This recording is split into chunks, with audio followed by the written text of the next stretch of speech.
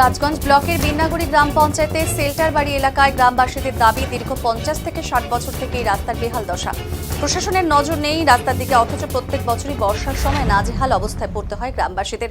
ছোট থেকে বড়, বুড়ো থেকে বাচ্চা, মহিলা থেকে পুরুষ প্রত্যেকে এই সমস্যায় পড়ে। রাস্তার বেহাল দশার ফলে যাতায়াত করতে পারে না স্কুল ছাত্রছাত্রীরা। প্রশাসনকে বারবার বলা সত্ত্বেও কাজ হয়নি, বরং শুধুই মিলেছে প্রতিশ্রুতি। তাই এবার প্রতিশ্রুতি নয়, এবার পাকা রাস্তার দাবিতে বিক্ষোভ দেখিয়েছেন গ্রামবাসীরা। দাবি ভোটের আগেই করতে হবে পাকা রাস্তা, নচেত তারা সেল্টার বাড়ি গ্রামের প্রায় 150টি পরিবার ভোট বয়কটের ডাক দিলেন।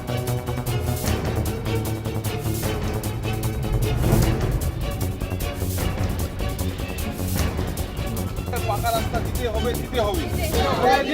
নাহলে অবিলম্বে আমরা ভোট বয়কট করব। আমাদের অবিলম্বে রাস্তা দিতে হবে। এই পাকা রাস্তা আমাদের দাবি মানতে হবে। আমাদের না হলে আমরা ভোট দিতে যাব না, যাচ্ছি না। আমাদের রাস্তা দিতে হবে। পাকা রাস্তা দিতে হবে, নাহলে অবিলম্বে।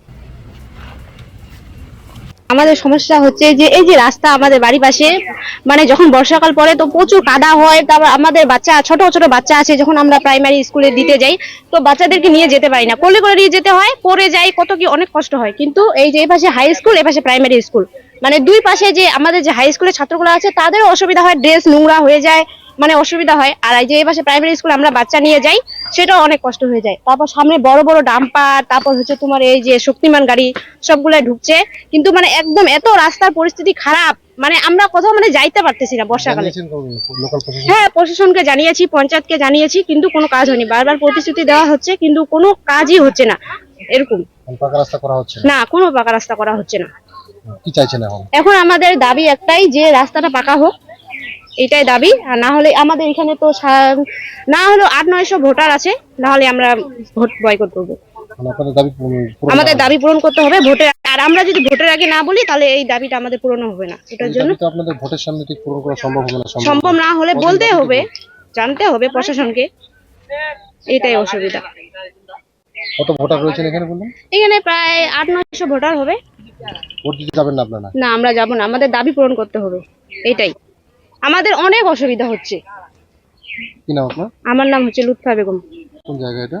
এটা হচ্ছে শেল্টার বাড়ি। আমাদের সমস্যা, পাকা রাস্তা নিয়ে কি সমস্যা রয়েছে আপনাদের? আমাদের রাস্তাটা খুব, স্কুলে বাচ্চাগুলো স্কুলে যাচ্ছে, ভালো মতো যাইতে পারে না, কাপড় চোপড় ভালো কাপড় চোপড় পরে যায়, পুরো নোংরা হয়ে যায় কাদা মাদা নিয়ে। হ্যাঁ, এটাই আমরা বেশি করে দেখি। আর আমরা বাড়িঘরে, এতগুলো বাড়িঘর আছে, রাস্তা হচ্ছে না, আমারও অসুবিধা হচ্ছে, যাতে আমরা রাস্তাটা চাই, রাস্তাটা পাকা হোক। এইটুকু রাস্তা বেশি 1 কিলোমিটার একটু কম হবে, এইটুকু রাস্তা যদি করতে না পারে তাহলে আমরা কি করে সংসার চালাবো? এতগুলা ভোটার আছে, ভোট কি করে দিব? এখন তো ভোটের সামনে রাস্তা করতে, এখন ভোটে এখন এই সামনে না, এতদিন বলা হলে দিচ্ছে না, এখন ভোটের সামনে আমরা যদি না বলি তাহলে আমরা ভোটার কি করে যাবো? ভোট না করে দিব, ভোট দিব না। রাস্তা না হলে ভোট দিব না, দিব না। আমাদের একটা সুবিধা দেখতে হবে তো। এখন এই রাস্তা নিয়ে সমস্যা কতদিন থেকে? এটা আমি দেখতেছি 60 বছর বুড়ে হলো, আমার বয়স 60 হয়ে গেছে কাছাকাছি। আমরা দেখতেছি 60 বছর থেকে এরকমই চলতেছে। কতটাই রাস্তা পরিমাণ হতে পারে? 1 কিলোমিটার একটু কম হবে, 1 কিলোমিটার একটু কম হবে। সামনে স্কুল, 2টা স্কুল সামনেই আছে, এটা হচ্ছে না। বাচ্চাগুলোর জন্য বেশি, স্কুলে বাচ্চাগুলো যাওয়া আসা করে দেয়, এইটাই আমাদের বেশি অসুবিধা। আমরা তো বাড়ির লোক, আমরা কাদা মাদা নিয়ে যেতে পারি, কিন্তু স্কুলে বাচ্চাগুলো তো কাদা মাদা নিয়ে যেতে পারে না। কোথায় পাবে জল ধুবে?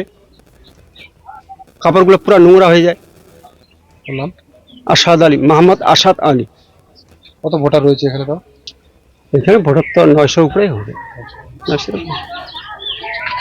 পাকা রাস্তা নিয়ে কি সমস্যা রয়েছে আপনাদের?